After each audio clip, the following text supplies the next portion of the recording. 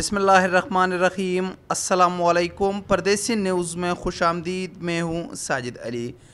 الحمدللہ ثم الحمدللہ، انشاءاللہ کل سعودی عرب میں تقریباً 2 سال کے بعد اسکول دوبارہ بحال کر دیے جائیں گے۔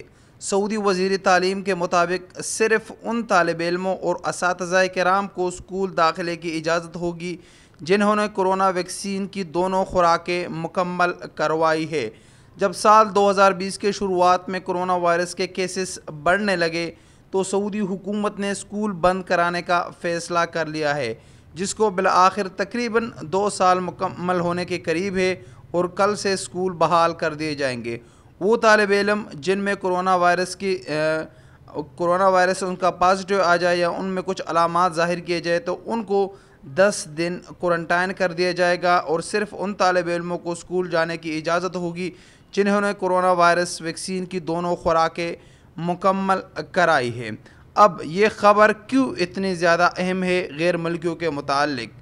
ایک تو آپ کو پتہ ہوگا کہ سعودی عرب میں بہت زیادہ جو ڈرائیور ہے وہ اسکول کے ساتھ ان کا واسطہ ہوتا ہے اور اسکول کا ٹرانسپورٹیشن کے ساتھ ان کا لنک ہوتا ہے، چاہے وہ کوسٹر چلاتے ہو اسکول کے، چاہے وہ پرائیویٹ ٹیکسی چلاتے ہو، لیکن اسکول کے بچے وہ پک اینڈ ڈراپ کرتے ہیں تو ان کے روزی روٹی کا کافی مسئلہ تھا اسکول بند ہونے کی وجہ سے۔ تو کل انشاءاللہ یہ بھی بحال ہو جائے گا اور ان کی روزی روٹی لگ جائے گی۔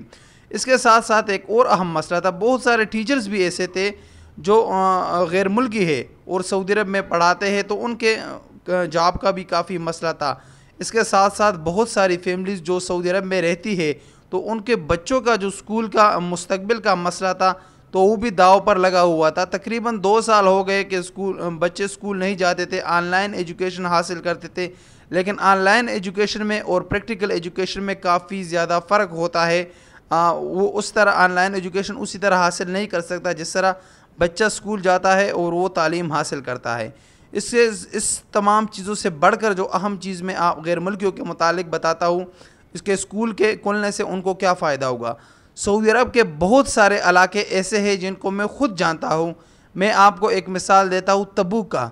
تبوک میں جب اسکول کھلے ہوتے ہیں تو تبوک میں کافی رش ہوتا ہے اور ہر کاروبار چمکتا دمکتا ہے، لیکن جیسے ہی اسکول بند ہو جاتے ہیں تو وہاں کاروبار رک جاتے ہیں۔ اس کی وجہ یہ ہے کہ تبوک میں جتنے بھی لوگ ہیں وہ باہر کے علاقوں سے ہوتا ہے جن کا تعلق سعودی عرب کے دیگر علاقوں سے ہوتا ہے۔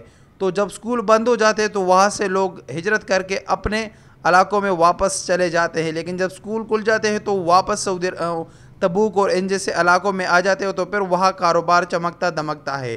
تو کل انشاءاللہ جب اسکول دوبارہ بحال ہو جائیں گے تو وہ لوگ بھی اپنی اپنی جگہوں پر چلے جائیں گے اور وہاں پر کاروبار چلتا رہے گا، تو کافی لوگوں کا پھر روزگار کا معاملات ہوتا ہے۔ اسی وجہ سے یہ خبر غیر ملکیوں کے لیے کافی اہمیت کا حامل ہے۔